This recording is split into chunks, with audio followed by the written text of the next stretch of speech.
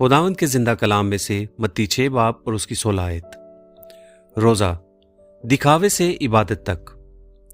यसू मसीह फरमाते हैं, जब तुम रोजा रखो तो रियाकारों की तरह उदास मुंह ना बनाओ, क्योंकि वो अपने चेहरे बिगाड़ते हैं ताकि लोग उन्हें रोजादार जाने। ये आयत हमें एक गहरा रूहानी सबक सिखाती है।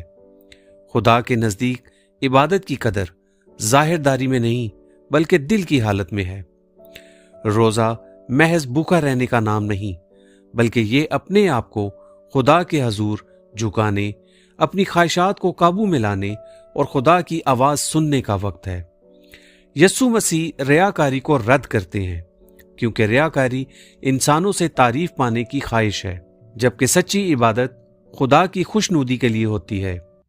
आज हम रोजा रख सकते हैं, नमाज पढ़ सकते हैं, खिदमत कर सकते हैं, लेकिन सवाल यह है, किसके लिए? अगर हमारा मकसद लोगों को दिखाना है तो हमारा अजर वहीं खत्म हो जाता है, लेकिन अगर हमारा मकसद खुदा की कुर्बत है तो खुदा जो पोशीदगी में देखता है वो हमें खुलेआम अजर देता है। ये खुदा और बंदे के दरमियान एक राज है। ये हमें सिखाता है कि खुदा को हमारे चेहरे की उदासी नहीं बल्कि दिल की सच्चाई पसंद है। आज का पैगाम यही है, रोजा रखो लेकिन दिल से, खामोशी में, आजिज़ी के साथ और सिर्फ खुदा के लिए, क्योंकि सच्ची इबादत हमें खुदा के करीब लाती है और यही रोजे का असल मकसद है। आमीन।